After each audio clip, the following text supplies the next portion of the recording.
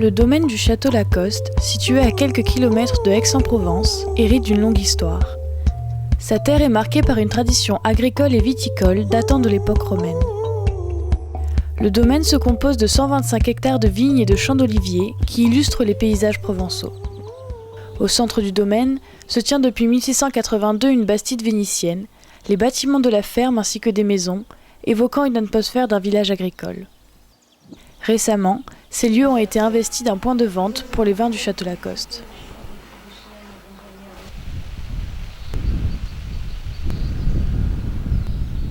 Depuis juin 2011, le château Lacoste nous invite à découvrir, au rythme d'une promenade à travers les bois, les œuvres et installations d'artistes comme Tunga, Franz West, Tom Shannon, Googie, Richard Serra et Liam Gillick. Ce projet voit le jour en 2004 lorsque le nouveau propriétaire du domaine, Patrick McKillen, décide de lier sur les terres du château Lacoste vin, art et architecture à travers un centre d'art. Le centre d'art répond aussi à un programme architectural faisant appel à 5 lauréats du prix Pritzker. Le chai et la cuverie de l'espace dédié au vin ont été imaginés par Jean Nouvel, tandis que certaines œuvres de Franck Gehry et Jean Prouvé ont été importées sur le site, de façon à offrir cette architecture au grand public. De son côté, Renzo Piano s'est vu confier la réalisation d'un hôtel spa, toujours en construction. L'architecte qui aura cependant une action prépondérante dans la réalisation de ce projet se nomme Tadao Ando. Né en 1941 dans un quartier populaire d'Osaka, il se forme à l'architecture en autodidacte dès 1963. Cet architecte, le plus primé de notre époque, compte parmi ses œuvres principales la Row House, la Koshino House, l'église de l'eau et l'église de la lumière, ainsi que le Meditation Space de l'UNESCO en France. Actuellement, ses constructions françaises les plus récentes se trouvent sur le domaine du château Lacoste. Il y a tout d'abord la reconstruction d'une ancienne chapelle de pierre à partir des ruines existantes, enveloppée dans un cube de verre et protégée par un mur de béton. Un couloir extérieur étroit est ainsi créé en pierre et verre, permettant de se trouver au contact de la matière. Les parois jouent le rôle de prisme de lumière et participent à la grande spiritualité du lieu. À l'intérieur, les parois minérales abritent des bancs traditionnels en bois qui font face à un autel de verre.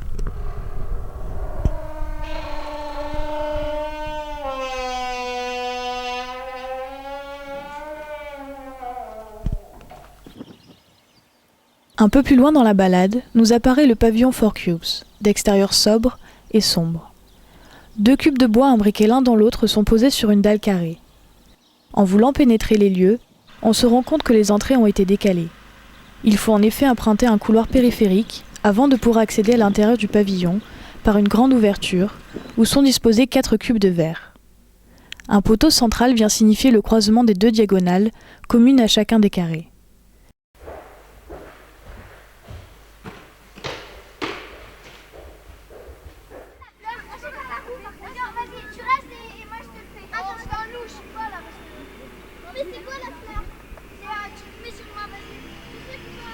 À la convergence des domaines artistiques, architecturaux et viticoles propres au château Lacoste, se situe le pavillon d'accueil de Tadao Ando. Ce projet voit le jour en 2004 et se situe à un endroit stratégique dans le domaine.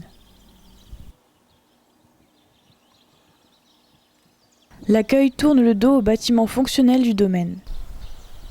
Cette position dans le site permet de placer le bâtiment comme une frontière entre l'exploitation viticole et le parcours du centre d'art.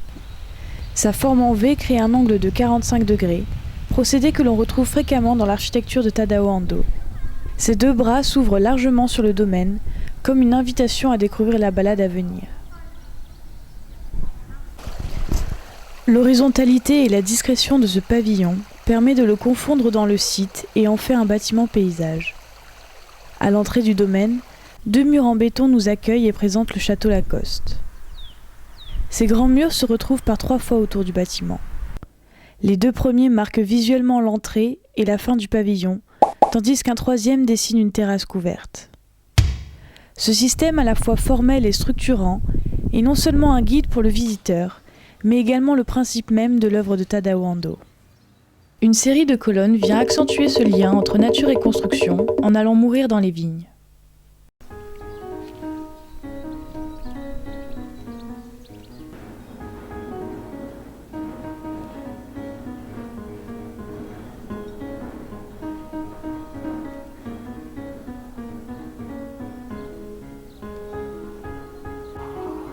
Le bâtiment semble flotter sur un grand bassin d'eau, ce qui apporte légèreté, fraîcheur et spiritualité au lieu.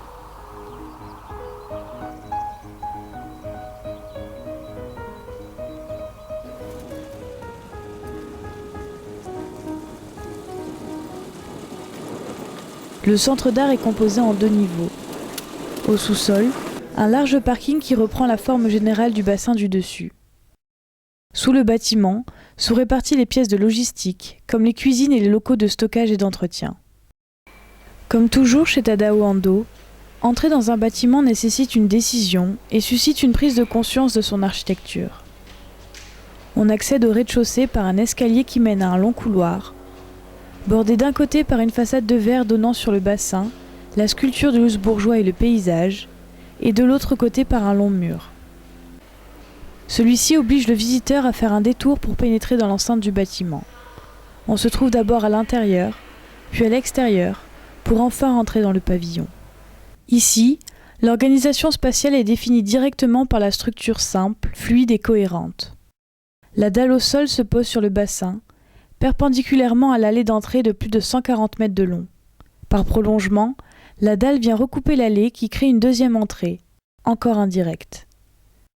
Suivant la forme du centre d'art, des murs porteurs en béton brut définissent astucieusement les différents espaces. Un alignement de poteaux en béton de section carrée vient rythmer et compléter la structure porteuse. Les façades donnant sur l'extérieur sont entièrement vitrées. Enfin, un toit plat qui reprend la forme en flèche vient couvrir le squelette en béton à 5 mètres de hauteur sous plafond.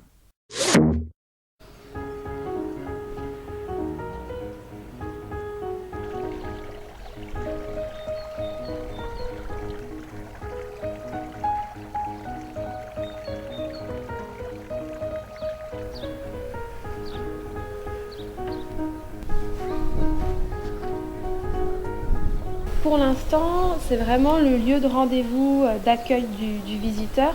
Tout a été construit et dessiné pour justement accueillir le visiteur du parking qui marche dans le couloir, qui découvre au fur et à mesure l'araignée, ils ont la vision à fleur d'eau. Et après, ils rentrent dans le bâtiment où ils sont accueillis par la réception. Et puis, donc ça, c'est-à-dire la première fonction, c'est la réception, accueil du public et départ de la promenade.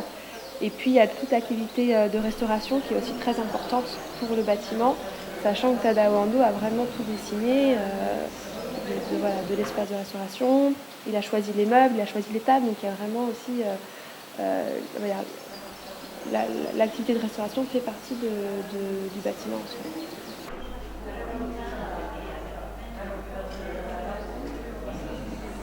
Les zones de service ne sont pas directement visibles, mais dissimulées derrière les murs. Cette ossature participe à des jeux de décalage, d'ouverture entre les murs, d'effets de lumière.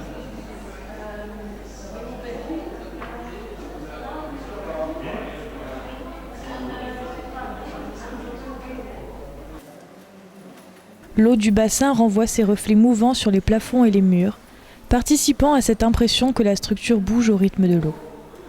La lumière naturelle est l'élément maître de ce chef-d'œuvre. Comme à son habitude, Tadao Ando y porte une attention particulière et la fait entrer, soit de manière très délicate avec de fines entailles entre les murs ou avec des jeux de reflets, soit de manière plus directe avec ces longs rideaux de verre qui viennent envelopper le bâtiment. Même lorsque la lumière est artificielle, elle vient comme un détail, souligner avec élégance la simplicité et la finesse de cette architecture. La lumière est matière, et participe grandement à la spiritualité du lieu. Tadao Ando dira : Dans mes œuvres, je cherche à créer des situations où les hommes peuvent entrer en communion. À l'intérieur de mes constructions, je veux créer des espaces qui encouragent le dialogue avec les matériaux naturels, où l'on puisse sentir la lumière, l'air, la pluie. Le pavillon d'accueil est un lieu de vie très agréable, d'où se dégage beaucoup de calme et de douceur. Il nous ferait presque oublier qu'il n'est que le point de départ du centre d'art. Tadao Ando a su s'intégrer à son environnement avec une grande simplicité et une grande élégance. Il crée des liens entre Orient et Occident, entre la modernité et la tradition, la nature et la construction, la matérialité très physique du béton et le royaume plus abstrait de l'esprit. Il est, de tous les architectes qui ont investi les lieux, celui qui a su le mieux répondre au site. Le château Lacoste a su proposer un parcours agréable, autant pour la balade en nature que pour la découverte artistique. Cependant, plus on avance dans le parcours, plus on s'interroge sur la cohérence de toutes ces œuvres réunies. L'art semble être un faire-valoir, un business pour le château, plus qu'une véritable volonté de créer une identité entre les arts et le vin. How do you mean? What do you mean you're not coming by? I called you later and you were outside. It always creeps inside my head. Curtains closed, creep inside my head. You were always down for it. Get in this getaway and we run from it. Yeah, you were always down for it. Get in this getaway and we run from it. Ça marche pas. Giving me the La vérité compte, t'es con. Why don't we turn the leaf? Why don't we turn the? Why don't we turn the leaf? Why don't we turn the? You're giving me the coolest. Comment tu réagis là, qui apparaît comme ça? Why don't we turn the leaf? Why don't we turn the? Why don't we turn the